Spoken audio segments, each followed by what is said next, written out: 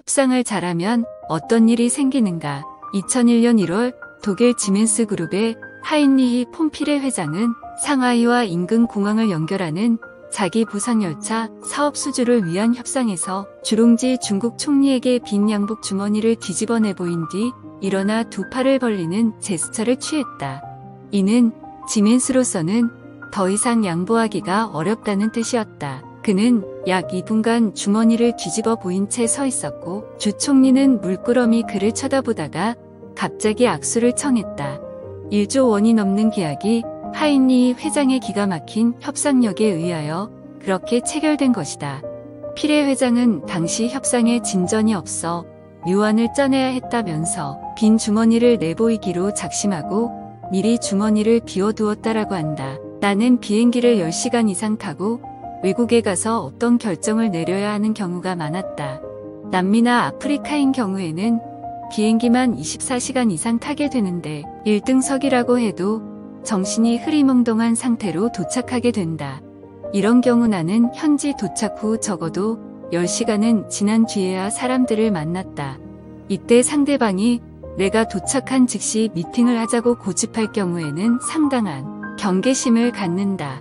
나의 흐리멍덩해진 정신 상태를 협상 테이블에 끌어들이려는 의도이기에 정신을 바짝 차려야지 잘못하면 엄청난 손실을 보기 때문이다. 나는 나 나름대로 직원들에게 협상에 대한 3가지 접근 방법이 있다고 가르쳤었다. 하나는 오리엔탈식 스타일인데 유교적 사고방식으로 접근하는 것이다. 두 번째는 합리적으로 논리를 전개시켜 나가는 웨스턴 스타일이다. 마지막 하나는 막무가내식의 형태인데 굳이 이름을 붙인다면 갱스터 스타일이다.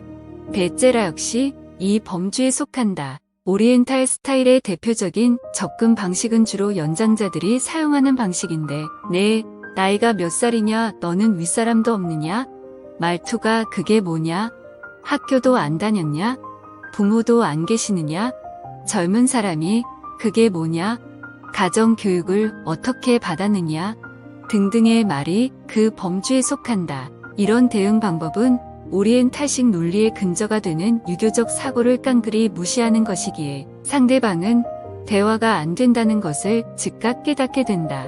이런 대응법은 주로 다시는 안 볼 사람을 상대로 할 때 유용하게 사용되지만 나는 정부 인허가를 받는 과정에서 서류를 어떻게 하여오라는 설명은 없이 그저 서류가 잘못되었다고 트집 잡으며 몇 번씩 헛걸음치게 하는 공무원들에게 효과적으로 써먹은 적도 몇 번 있다. 이런 갱스터 스타일은 아주 예전에 내가 버스를 타고 다녔던 시절에 배운 것이다.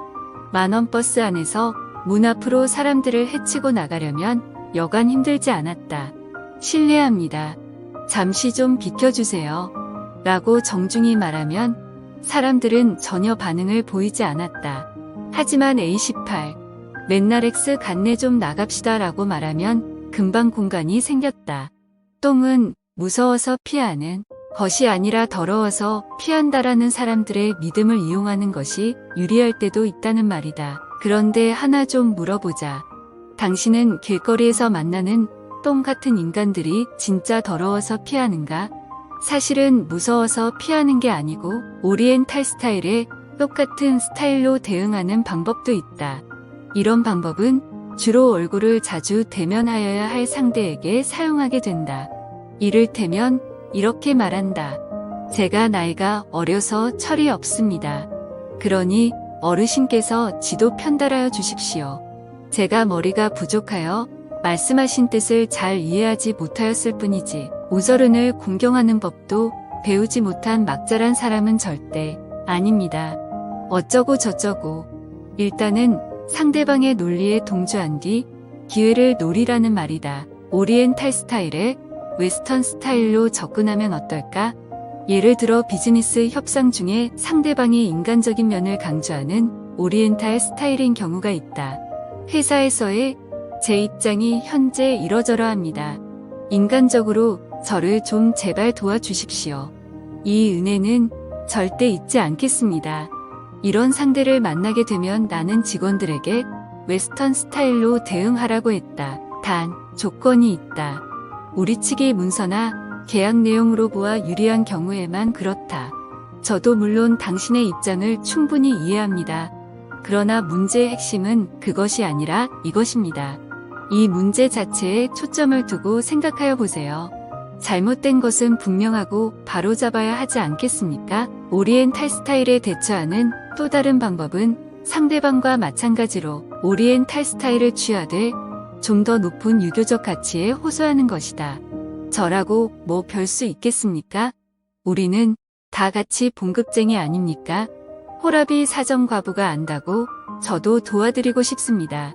하지만 제가 지난달 잘못을 범해 경위서를 썼습니다. 저도 부양하여야 할 가족이 있습니다.